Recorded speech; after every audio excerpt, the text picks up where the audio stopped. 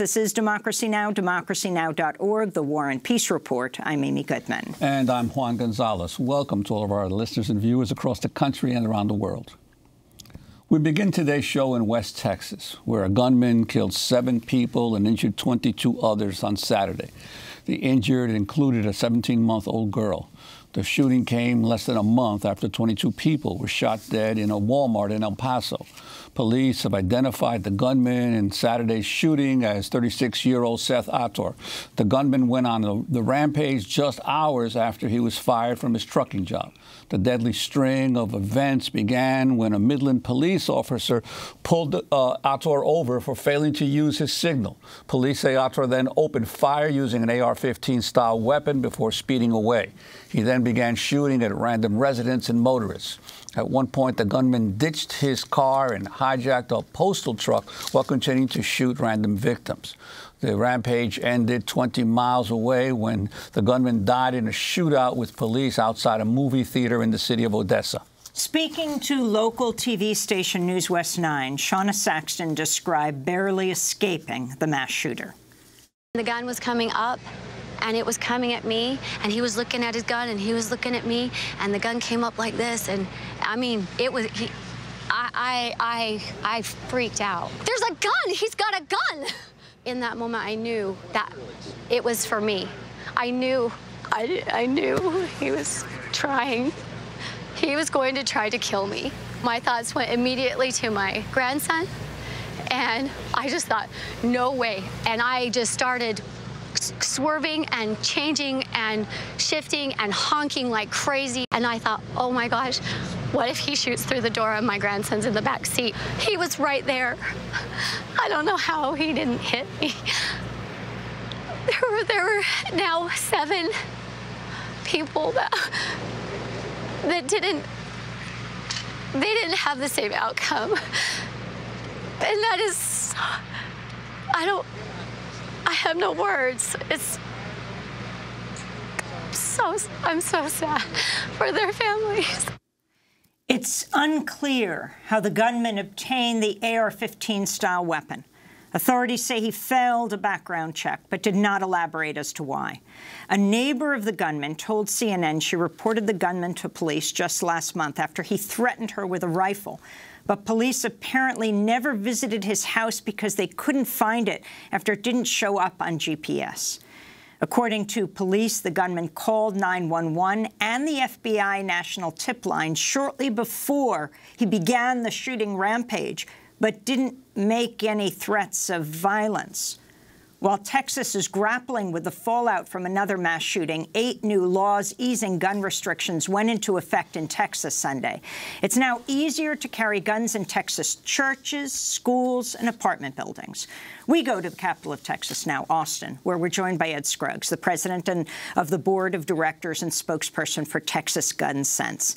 Ed Scruggs, welcome to Democracy Now! Our condolences to your whole state and our country.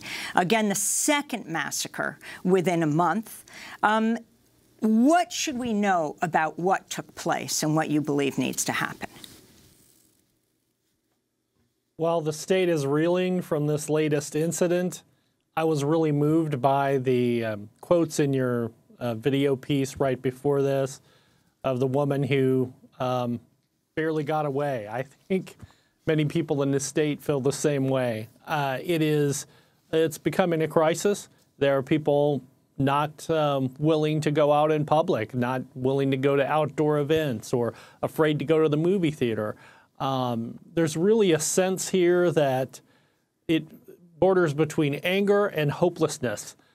People don't really believe we can stop this, and it has people very unsettled.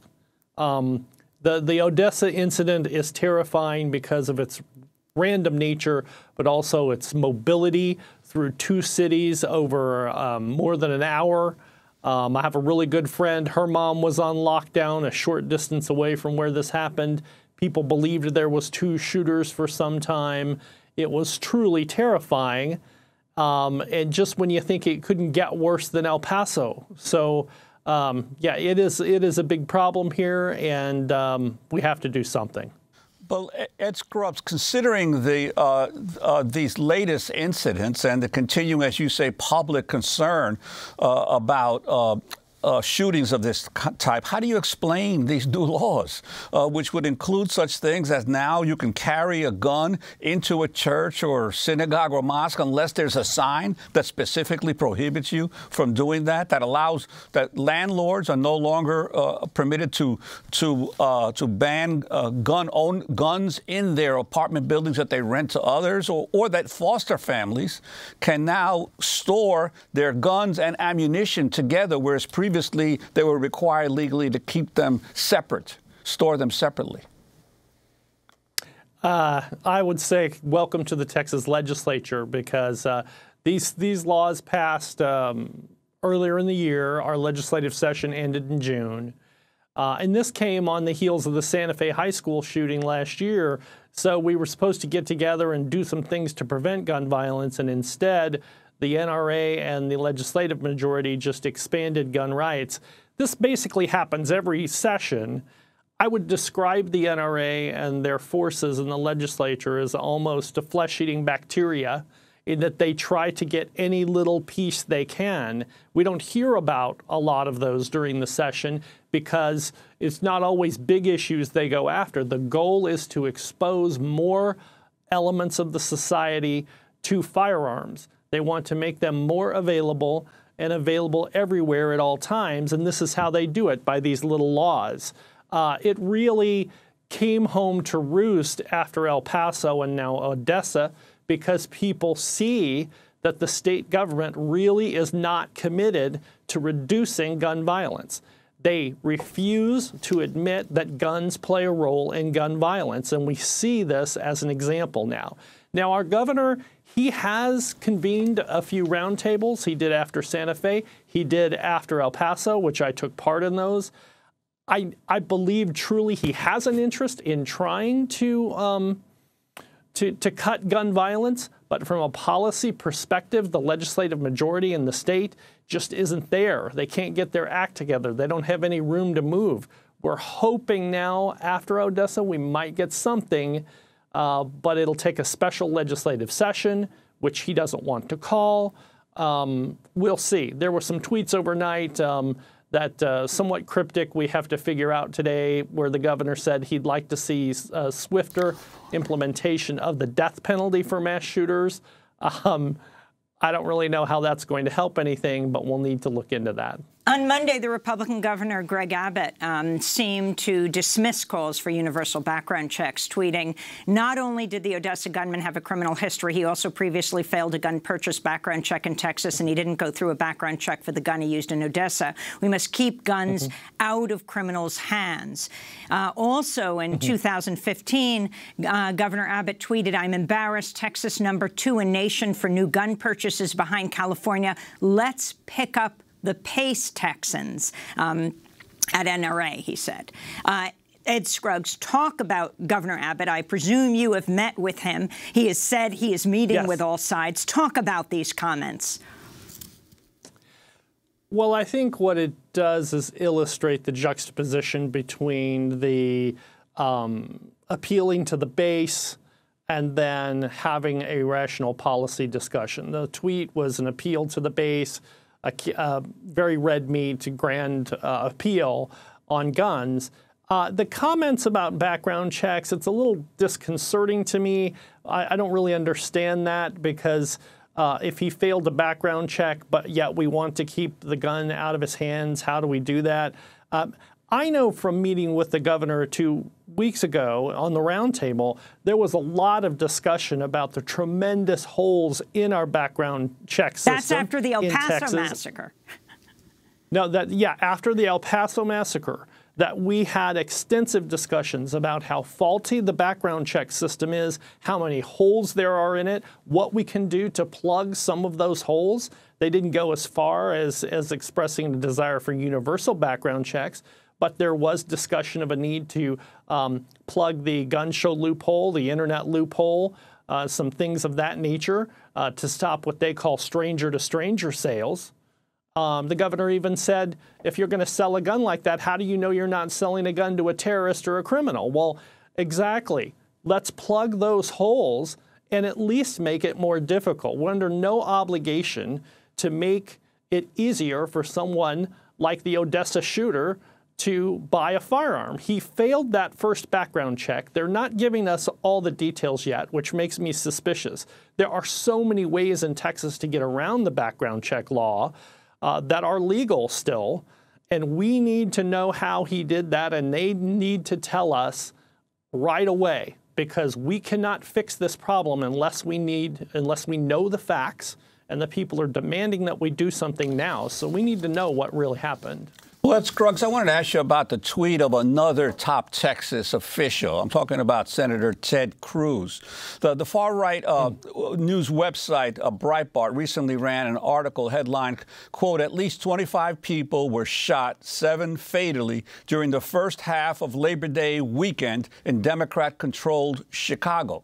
On Monday, Republican Senator Ted Cruz of Texas tweeted the articles and then said, quote, "Gun control doesn't work. Look at Chicago. Disarming law-abiding citizens isn't the answer. Stopping violent criminals, prosecuting and getting them off the streets before they commit more violent crimes is the most effective way to reduce murder rates. Let's protect our citizens." I'm wondering about your reaction to that, and also this whole issue that there are many, many more people being killed by guns in American streets, one by one, 2 at a time, not necessarily in these mass shootings, and how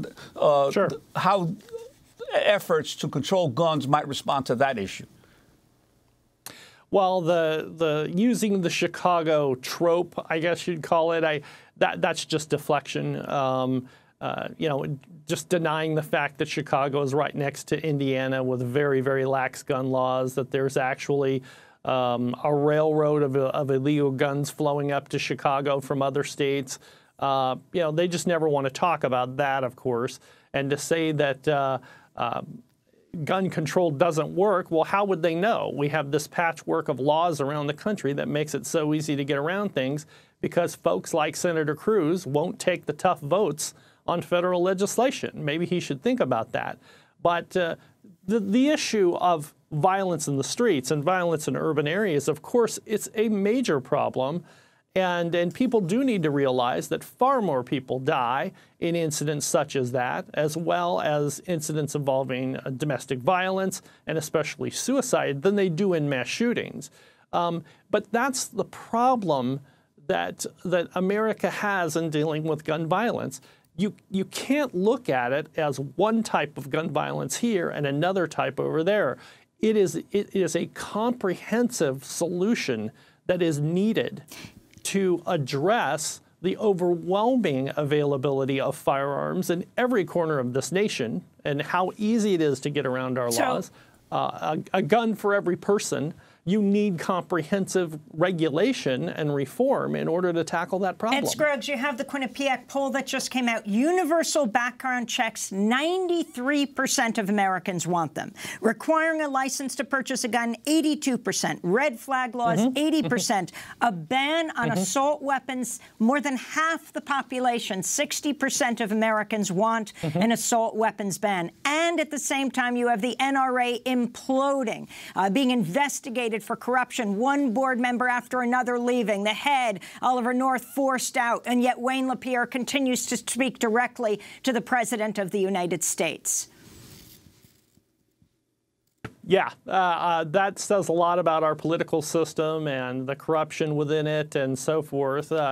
Look, the American people, I think the average American they've decided how they want to see this problem dealt with. But in reality, our government, it has a full menu of options that it could choose from to try to tackle this problem. But for the last how many years now, we're just not even looking at the menu. We're trying everything but those options, usually involving increasing the availability of firearms, and it hasn't worked. So the American people are saying, hey, why aren't you at least trying some of these things? That's why universal background checks, you mentioned 93% approval, red flag or extreme risk protective order laws, very, very high approval as well. If they were going to do anything, start there, because they form a foundation of trying to keep guns out of the hands of people who should not have them. But then even though there's overwhelming support, the way that Congress works, the way legislators work, they're more beholden in many cases to the donors and the coalitions that brought them into power. So they won't allow that. They'll come up with excuses such as, well, I don't want to ask the government's permission to exercise my constitutional rights. Well, what does that mean? It doesn't mean anything. And so you get all of this conflation. You get everyone blaming mental illness. I mean, they just talk around the problem. Now they're talking about the death penalty. Anything they can do to not talk about the gun. And it's old. People see through that, but our avenues to do anything about it are somewhat limited. And then you have the alleged gunman's neighbor who said he would shoot off guns at night. One time came to her door with a rifle. In so many mass shootings, we find that the alleged gunman has a history of terrorizing women. In this case, she even called the police, and the police said they couldn't find her neighbor's where he lived on GPS map, so they left. Yeah, and you want to talk about a red flag. That's multiple red flags right there. What I find interesting is that after the El Paso massacre, we had the governor, state officials, federal officials saying, well, a red flag law wouldn't have done anything to stop that. So now we have the Odessa shooting where clearly a red flag law might have been able to stop that. And then they say background checks wouldn't have stopped that. As you can see, this game that goes on is always, it's kind of like deflect, deflect, deflect. I know rational people see through that, but what about our leaders? I mean, they just obviously don't feel accountable enough to us to admit the truth. And we'll see what happens as Congress comes back and people mobilize all over the country. Ed Scruggs, I want to thank you for being with us, President of the Board of Directors and spokesperson for Texas Gun Sense. When we come back, Hurricane Dorian. Thank you so much. Hurricane Dorian leaves 5 dead in the Bahamas at least. The destruction is enormous. At one point, the storm, the second most powerful hurricane ever recorded in the Atlantic Ocean. We'll speak with a man from the Bahamas as well as a citizen of the United States born in the Virgin Islands, a U.S. territory. Stay with us.